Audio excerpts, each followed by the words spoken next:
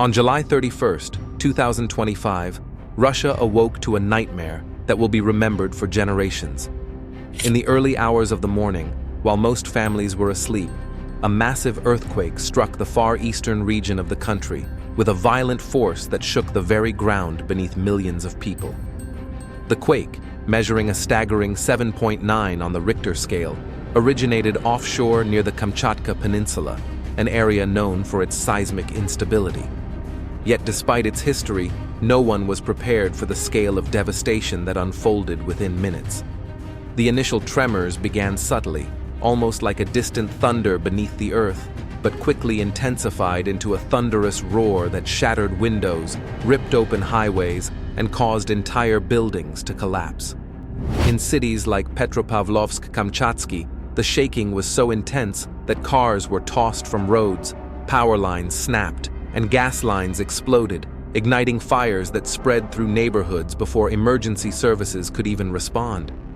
The quake's epicenter was located at a depth of approximately 40 kilometers beneath the surface, a depth shallow enough to cause catastrophic surface-level destruction. The shock waves traveled rapidly, reaching not only across Kamchatka and Sakhalin Island, but also sending tremors that were felt as far as eastern Siberia, Hokkaido in Japan, and even parts of Alaska. The Earth did not settle after that first blow. Over the next 12 hours, more than 20 aftershocks struck the region, some as powerful as magnitude 6.7, further weakening already damaged structures and forcing terrified residents to remain outside in sub-zero temperatures. These aftershocks triggered additional collapses, landslides, and flooding, especially in low-lying areas where the quake had ruptured dams and diverted river flow. Entire roads disappeared under mud and rock, and in some areas, coastal land was literally swallowed by the sea as the landmass shifted. The human cost is overwhelming. Within hours, Russian authorities confirmed over 1,500 dead, but by the evening, that number had risen significantly as rescue teams began to access more remote areas. Thousands more were injured, many critically, and hospitals were quickly overwhelmed.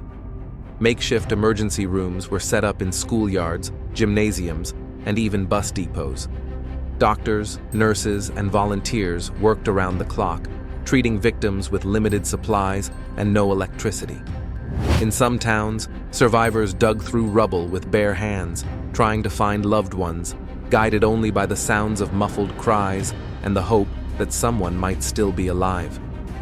Social media quickly filled with desperate pleas for help, images of collapsed homes, and viral videos of apartment buildings crumbling like paper. What makes this disaster even more heartbreaking is the time of day it occurred. Most people were asleep, vulnerable, with no chance to escape. Families were crushed in their beds, children trapped under fallen ceilings, elderly residents unable to flee in time. Emergency responders have described scenes of unimaginable horror, bodies buried under concrete, people screaming for help from beneath the wreckage, and streets lined with survivors clinging to each other, dazed and injured. In one heartbreaking case, a mother was found alive shielding her 2 children with her body. Tragically, only one of them survived. In another, an elderly man used a flashlight to signal rescuers from a partially collapsed apartment balcony. He had been trapped for over 14 hours, surviving in freezing temperatures with no food or water. The Russian government immediately declared a nationwide state of emergency. President Vladimir Putin, in a rare early morning televised address, vowed that no expense would be spared in rescue and recovery. Within hours, the Russian military had mobilized thousands of troops to the region, while emergency agencies deployed helicopters, medical teams, and heavy machinery. However, access to many affected areas remains nearly impossible. Some roads have been completely wiped out by landslides, while other areas are so remote that rescuers are relying on drones to search for signs of life. As the sun set, thousands of people were still trapped under rubble, and with freezing temperatures setting in overnight, the race against time intensified. International response has been swift.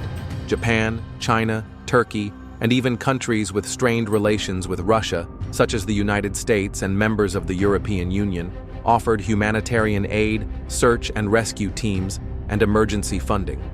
The United Nations activated its emergency response mechanism, and dozens of humanitarian organizations have already begun coordinating efforts to send food, clean water, medical supplies, and warm clothing. The global solidarity in the face of this disaster has been one of the few bright lights in an otherwise dark moment. Still, logistical challenges and ongoing aftershocks are slowing down operations, and officials warn that the death toll is likely to rise. The destruction is not limited to human lives and property. The quake triggered multiple fires and gas explosions that burned out of control for hours. In some cases, entire apartment complexes were reduced to ashes after initially surviving the tremor. A large chemical plant near Yelazovo suffered structural damage, raising concerns of toxic leaks. Environmental officials have been dispatched to monitor air and water safety in the region. Authorities are also keeping a close watch on a nuclear facility located about 150 kilometers from the epicenter, though as of this evening, no damage has been reported.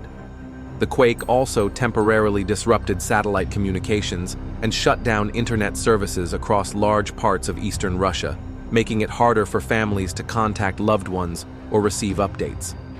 In addition to the physical damage, the psychological impact of the quake is profound. Survivors are experiencing intense trauma, with many reporting panic attacks, insomnia, and fear of returning indoors. Mental health professionals warn that the emotional scars may take years to heal. For children especially, the trauma is compounded by the loss of family members, homes, and a sense of safety. Temporary shelters, while offering basic warmth and food, cannot replace the stability of a home. Entire communities have been displaced, and in some areas, survivors are refusing to leave the ruins of their homes, afraid that what little they had left will be stolen or forgotten. This disaster has reignited discussions about Russia's preparedness for earthquakes. Although Kamchatka and Sakhalin are known for seismic activity, many buildings in the region were constructed decades ago and do not meet modern earthquake-resistant standards. Engineers are now inspecting hundreds of buildings across the region, many of which have been declared unsafe. There is growing anger among residents who feel that government negligence and underinvestment in infrastructure may have contributed to the scale of the destruction. Some are calling for criminal investigations into the construction companies responsible for poorly built housing projects that collapsed entirely, while neighboring, sturdier buildings remained intact. Geologists are warning that the danger may not be over. Because of the complex tectonic makeup of the region, the initial quake may have triggered stress on neighboring fault lines, potentially leading to additional earthquakes or volcanic activity in the near future. Kamchatka, home to dozens of active volcanoes, is being closely monitored. Scientists are tracking unusual seismic readings near Kluchevskaya Sopka, the tallest active volcano in Eurasia, though they emphasize that no eruption is currently expected. Still, the fear is real, and residents are on edge, sleeping in shifts and keeping emergency bags by the door. Economically, the impact will be massive.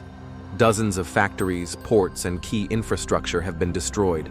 Livelihoods have been wiped out overnight. Fishing communities along the eastern coast have lost their boats and equipment, schools have been flattened, and hospitals are now piles of rubble. The government has already announced the creation of a multi-billion ruble relief fund, but with winter only a few months away, the urgency to rebuild is immense. Experts estimate that full recovery may take 5 to 10 years, depending on the availability of resources, international support, and political will.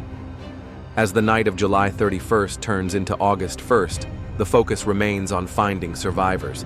Every second counts. Rescue workers continue to dig, sometimes in silence, hoping to hear the faintest sound of life beneath the debris. People gather in candlelight vigils across Russia, mourning the lives lost and praying for those still missing. And around the world, people are watching, grieving, and donating. This tragedy is not just a Russian tragedy, it is a human tragedy. It reminds us all of how fragile life is, how unpredictable nature can be, and how strong we must be when disaster strikes. If this story has moved you, please share it. The people affected by this disaster need the world's attention. The survivors need our help, and the dead deserve to be remembered, not just as statistics, but as parents, children, teachers, neighbors, and friends whose lives were unfairly taken by a force beyond anyone's control. Let this video be a voice for them. Let it be a record of what happened, and let it be a call to action, for preparedness, for compassion, and for unity in the face of unimaginable loss. If you stayed with us until the end, thank you. Stories like this are difficult to tell, but they matter. The people affected by this disaster are real. Their pain is real, and their need for help is urgent. If this video informed you, moved you, or opened your eyes in any way, please don't scroll past. Click the like button, not for us, but so more people see this story. Share it with others so the world doesn't forget what happened here. And if you want to stay updated with more truthful, deeply reported content from around the world, hit the subscribe button and turn on notifications. We cover the stories that matter, the ones often buried under the noise. Your support helps keep those stories alive.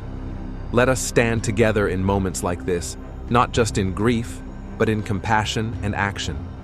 Until next time, take care of yourselves, check in on each other, and never take a single day for granted. Thank you for watching.